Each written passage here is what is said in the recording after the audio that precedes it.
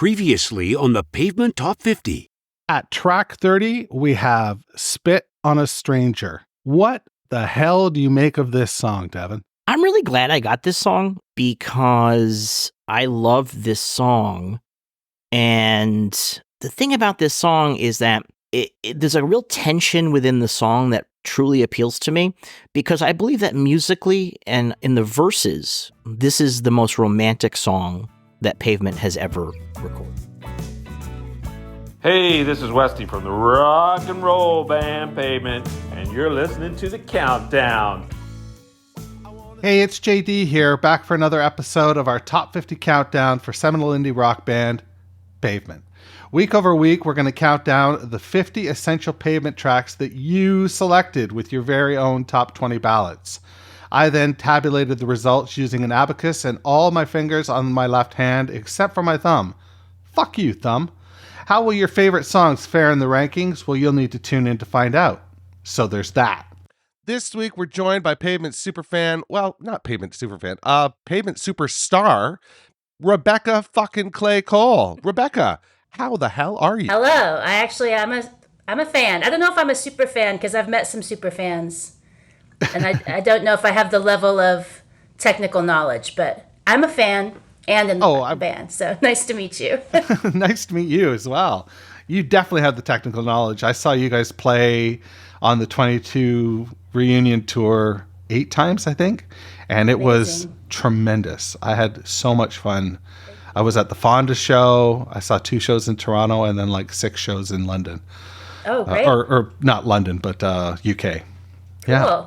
So a lot of fun. A good range of shows there. Yeah, I think so. I was pleased. I wanted to go to Iceland really bad, but that didn't fall in the cards. So well, maybe we'll be in Iceland again someday. That would be cool. Join us if it happens. I will do that. So let's get right to the punch here and talk about. This is sort of funny to be talking about sort of funny to be talking with somebody in the band about their Pavement Origins story, but obviously you came late to the band, and we'll talk about that. I really want to know what it's like to join a band, that's an established band but hasn't been on the road in a while. I want to know that as well, but I really want to know your Pavement Origins story. My Pavement Origins story. Well, I think the first time I was aware of Pavement was when they were opening for Sonic Youth. It was maybe Sonic Youth Mudhoney Pavement at Red Rocks. Oh, really? And they were the first band to play, and I had never heard of them. I hadn't heard of much because at this point I think I was 6 months in Denver, and before that I'd lived like on a farm and on an island. So I had no cultural touchstones at all. For a teenager, I was really, I wouldn't say ignorant, but I just sort of formed my own musical education. I'd never been to a punk show. There were no punk shows in the Virgin Islands, or in the farm in Kentucky. So all of that is to say, some friends took me to Red Rocks to see this show, and Pavement was the first band. So that was my first introduction to Pavement. And what did you think? I did not understand it. I didn't understand it at all.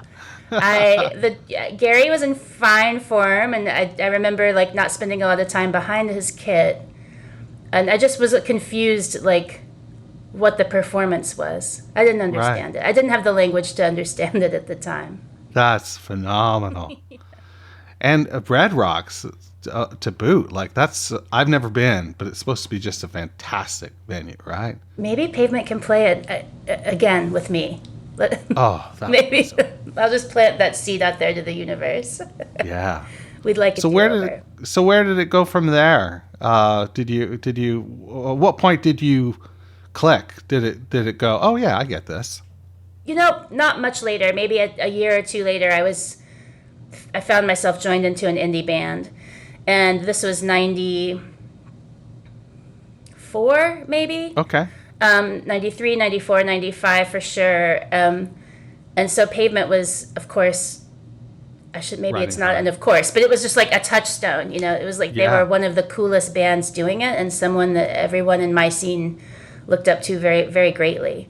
And so I saw them touring Wowie Zowie. They had my friends, the Apples in Stereo, opening for them for a section of that tour. Cool. And so I got to see that show with Apples opening, which was great. So yeah, I would say Wowie Zowie was that era where I definitely remember thrifting for my first set of stage clothes for the Minders, like listening to that cassette, going to the thrift store with my friend Tammy. Oh, that's a cool memory. Getting ready for our first gig. Yeah, that's so cool. What was the name of the band? The Minders. The Minders. Is there anything out there that people can find? Yeah. Check it out. Yeah, I will definitely check that out. Yeah. So from there, we fast forward a number of years, and it's now 2021, I'm guessing, when you got the call, or was it early in 2022? Stephen had asked me in 2019. Oh, right, because they were going to go on the road in 2020. Because the Jicks were at Primavera, I think, if I'm not mistaken. This is how I remember it in my time. I'm friends with Joanna. She played briefly in the Minders, and we're just really close in addition to that. And the rest of the Jicks, I'm friends with all the Jicks. But anyway, Stephen had asked me about 2020 and not to tell anyone, and so I hadn't. And so then somehow, because they were in Barcelona, he must have mentioned that I was doing it or that it was happening, or someone in Barcelona mentioned, I don't know. But I got a lot of angry texts from the Jicks, like, why didn't you tell us? Oh, man. It's like, well, I was asked not to say anything to anyone. It was really hard. I'm glad someone knows now. You're a person of your word. That's great. In this one case, I was, yeah. Usually I'm that terrible gossip. So that happens, and then obviously COVID happens, so that doesn't pan out. But 2022 comes around, and you guys all assemble in Portland to jam and to rehearse like a shitload of songs. It was a lot of songs. What was that like for you? How much prep work did you have to do going into that?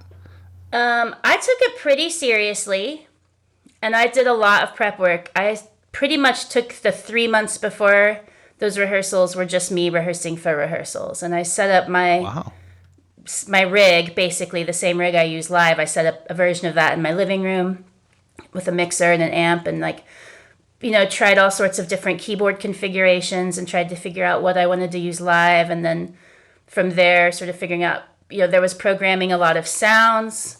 It was important for me to learn the catalog in such a way that my goal was like, if Steven just played any riff, like kind of randomly started noodling it, that I would be able to know like the song, its title, where to find it in my notes, like does it have keyboard and do I have that part ready to go?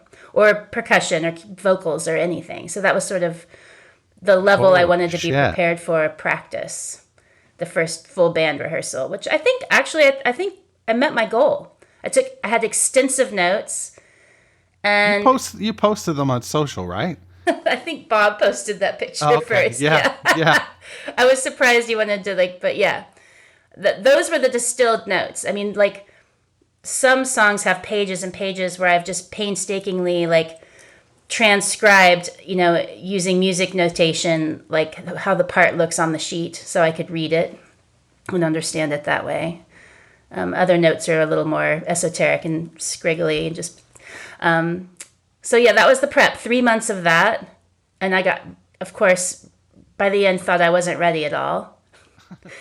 And then I showed up to practice and realized I was pretty ready.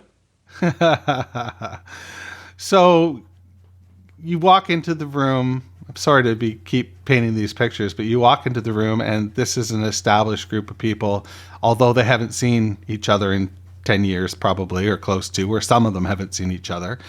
How difficult is that to insert yourself or be inserted in something that is already established like that? And something I love. Not just something that it's established for me right. in that way. Yeah. It was sort of heavy, actually. I made it heavy in the preparation, I guess. I was nervous. I was very nervous about, it sounds silly to say now that I've spent some years with them, but I was just hoping everyone would like me. Not personally necessarily, but what I'm bringing to the songs. was everyone in the band equally on board with having a keyboard player? Am I stepping on any parts? At first I was like concerned, like, does Bob still want to play some keyboard lines? Yeah. I wasn't quite sure how it had all come to be. And so I walked in, not timidly, but just like trying to get a read before I really started asserting myself. But then I forget. My filter only lasts for a little bit, and then it's like within an hour or two, I think it was fine. Oh, that's so cool to hear. Yeah, I forget to be nervous, and then I'm just myself, for better or for worse. No, that's great. So from there, we go to LA and we go to the Fonda show, which I got to tell you, that show like kicked all sorts of ass. That was so good. You guys played so long and such a varied, like we didn't know going into it that the set list was going to be as varied as it was. We knew that you guys had practiced a lot of songs, but it was surreal. What was it like for you? Surreal as well. I mean, we'd done the rehearsal in Portland, and the team, for musical building, but also for me some team building. Like, who are these guys exactly? And like, and then we did some practice in LA on the soundstage before the Fonda as well. And I was nervous. It wasn't even like I was nervous. I was just unsure. I was really unsure what to expect. I had practiced with them for like 8 days, and I had watched so much YouTube of them live, but I hadn't been on stage to feel like, I wasn't sure what I was going to feel on stage, if that makes sense. Like how it was actually going to feel to perform the music. And like rehearsal and performance are two different energies. Just wasn't sure what I was going to get from the five guys as far as all that went. And I also was really unsure what I was going to get from the crowd. It's like, I was like, okay, yeah, I have 8 days of practice with them. Like, I feel pretty good that they like my contribution. But now the question is, like, does anyone else like the contribution? Is it going to work? Right. Will it be unfavorably compared? I had a lot of that swirling in my head. I bet. And it was, I wouldn't say nerves both under and overstates the situation. It wasn't like I was shaking in my boots, but it felt heavier than that. It was like too heavy to be shaking in my boots. But then Steven did this really cool thing, and maybe he could tell I was nervous. I will also say, I don't think I was the only one with jitters. I think they also hadn't played out in over a decade together. So a lot of those questions maybe they're asking themselves as well. But Steven rallied us, really classic, and maybe like a little, maybe it seemed pat to say it now, but at the time it felt really good. But he was just reminded us all that we'd practiced hard and it was going to be fun. And it was the strangest thing, JD, because as we walked on stage, all of that tension left. And that's one of the gifts. That's been the hugest gift for me of playing in this band. I got it on the first show, and it's no fear. It was just like, this is fun. These guys are fun. The energy is fun. And that is how it feels on stage to play with them. I learned that night. The reason the tension goes away is because it's about something more important than like, did you execute your part properly? Right. You know, it's like, are you in the right head and heart space? And they probably don't use these words for it. This is how I'm describing it. You know, but to make the music matter, there has to be a feeling there, and that they all excel at that. It turns out I had nothing to be worried about. It pure joy being on stage with those guys. Okay, I'm curious about your favorite songs to play. What are some that you had a lot of fun with? I mean, they're all so fun. And I'm not just saying that. I mean, no, that's cool. They're all pretty fun to play. Even like when I'm just shaking a tambourine half of one chorus or something of a song, it's like, I can't believe I get to play the tambourine on this part. Like they didn't just invite me up. I'm getting paid. They're paying me to come up here and play this tambourine part. That's so it's cool. Just like, what a dream gig. Yeah. I loved how you did Trigger Cut, like how you did the sha-la-la-la-las in Trigger Cut. Oh, yeah. That's cool. So fun. That's really fun. And that is a fun one to play. Obviously, like anything that finds just me and Bob like in a tambourine party is fun. Like the more tambourines, the better. It's always fun. That's just, there's never a night where I look up and see Bob playing tambourine and don't immediately get completely lifted. Oh, that's so cool.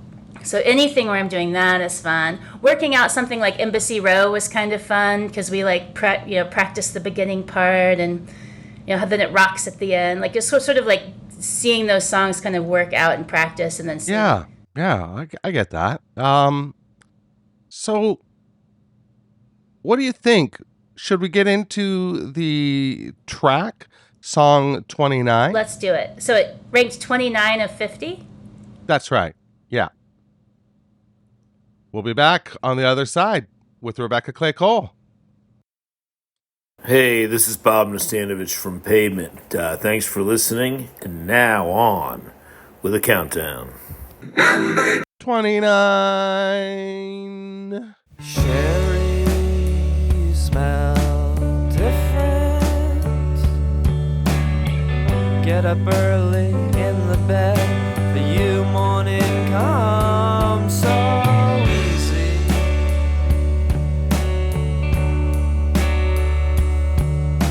Spells have been cast and the urge has been lost.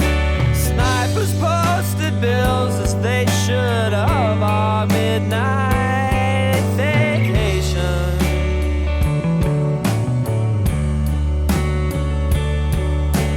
Back on the planet now, I'm beginning to see just how.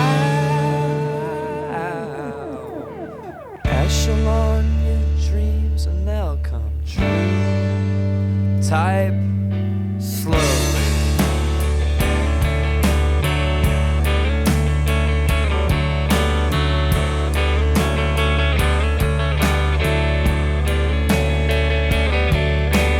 One of us is a cigar stand, and one of us is a lovely blue incandescent guillotine.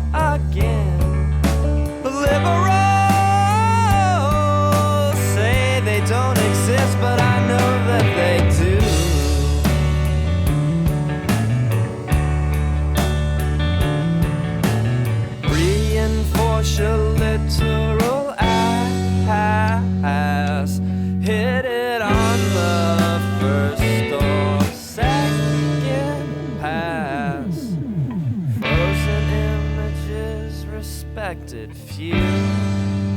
Type slowly.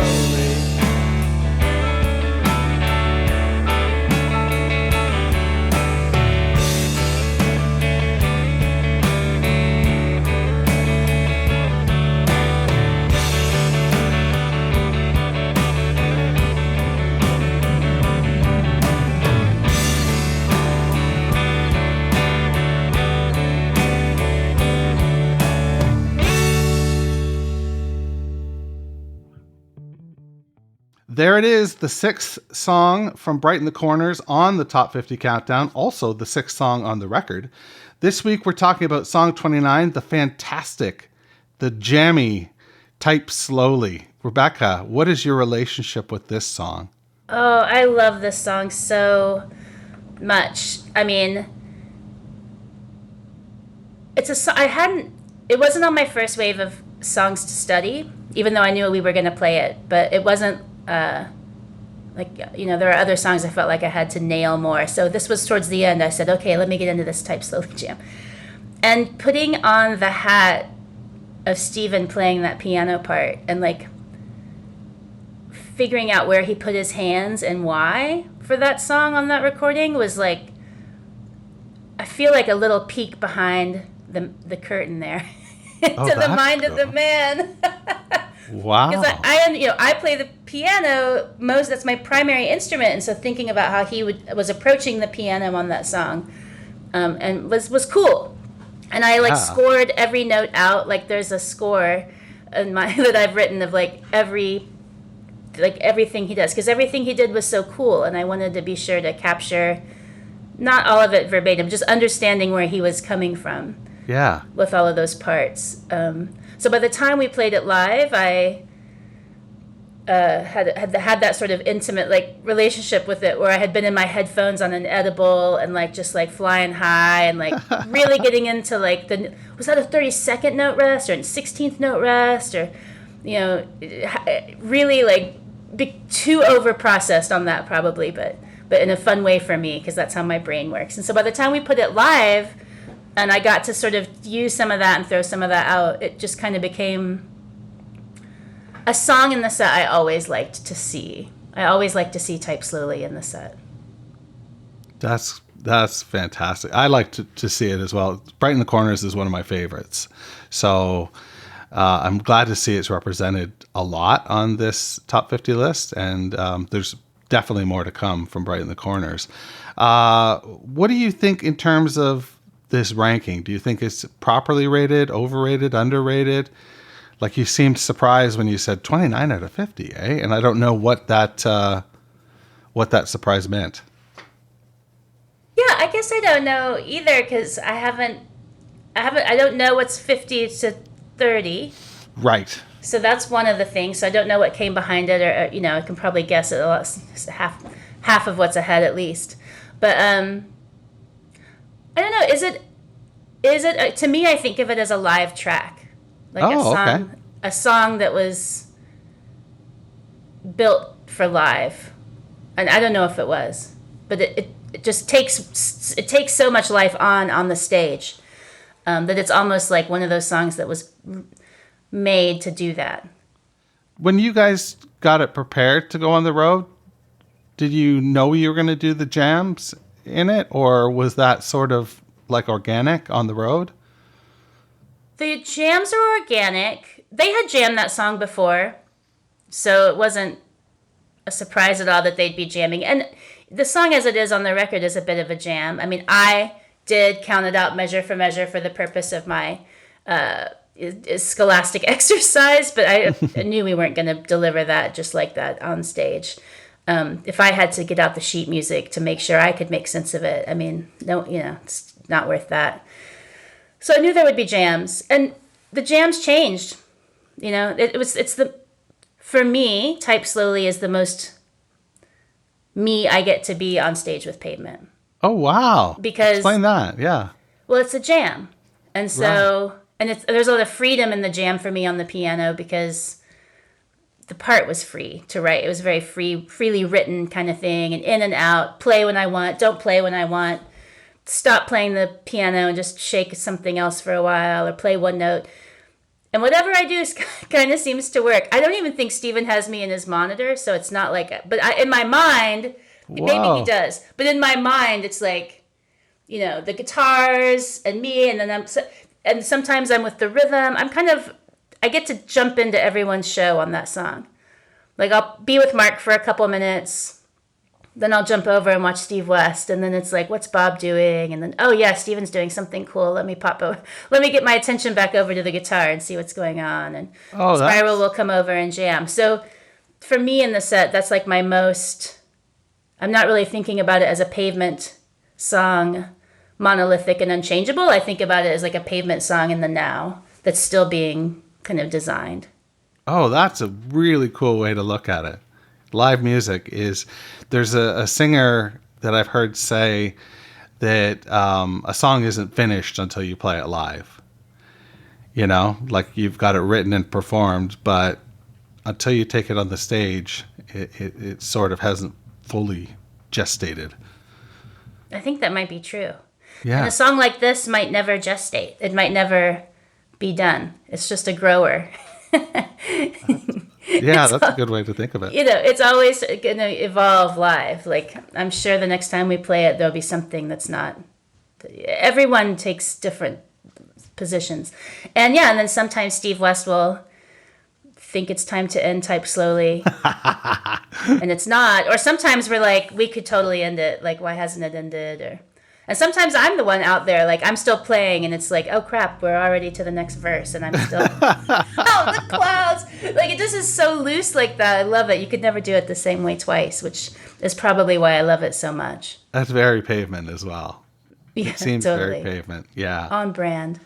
Is there anything else you want to say about Type Slowly?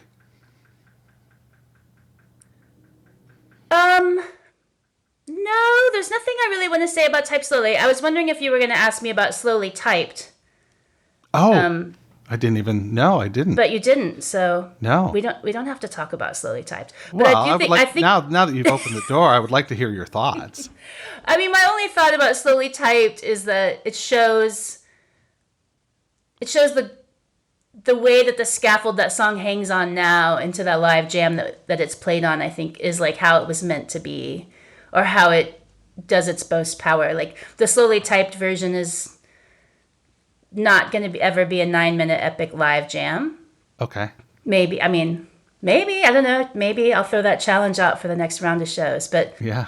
So I just think that's sort of an interesting thing to think about. Like, I actually looked when I was doing all my homework for this tour. I thought, okay, let me go see like if there's any like live Slowly Typed 9-minute jams I can find on YouTube. And I couldn't find any. No. Only the Type Slowly jams. It's wild how YouTube has changed things, right? Like, I mean, the fact that you can just go and like look at these shows to do your notations and to do the things that you want to do. Very neat that you didn't have to sort of fly by the seat of your pants.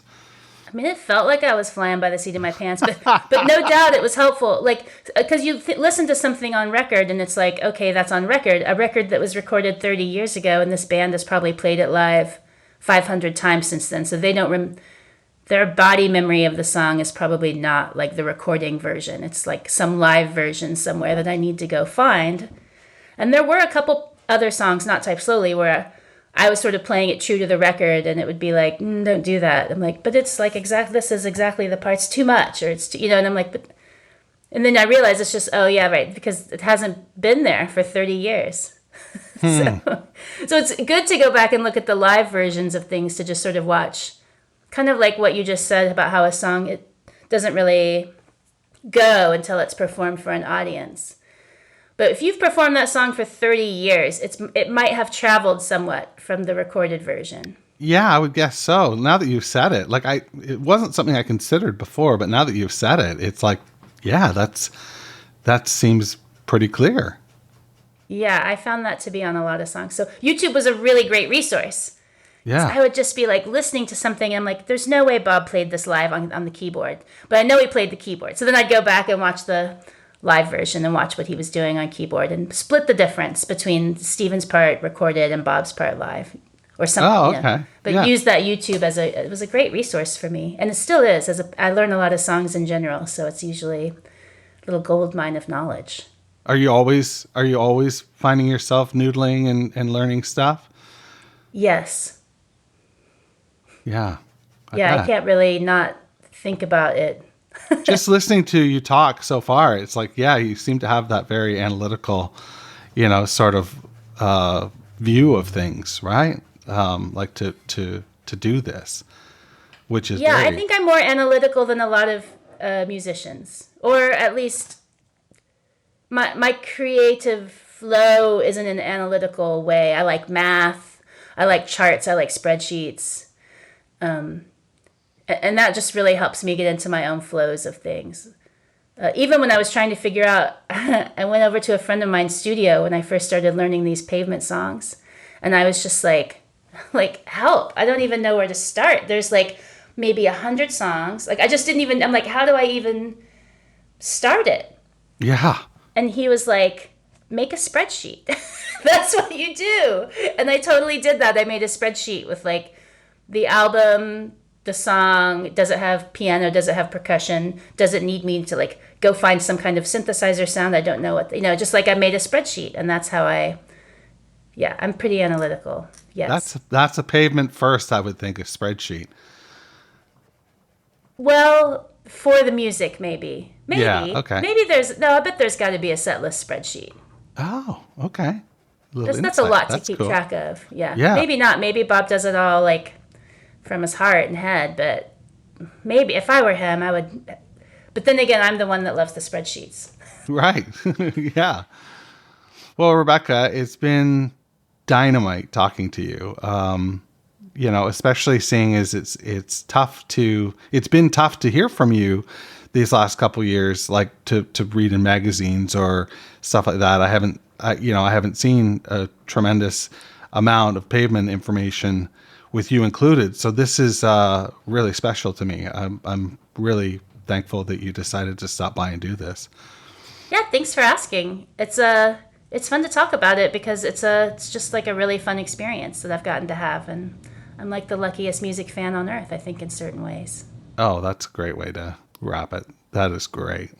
Thank you so much. Thank you. Good luck with the rest of the countdown. All right. Wash your goddamn hands. Thanks for listening to Meeting Malcolmus, a Pavement podcast, where we count down the top 50 Pavement tracks, as selected by you. If you've got questions or concerns, please shoot me an email, jd@meetingmalcolmus.com.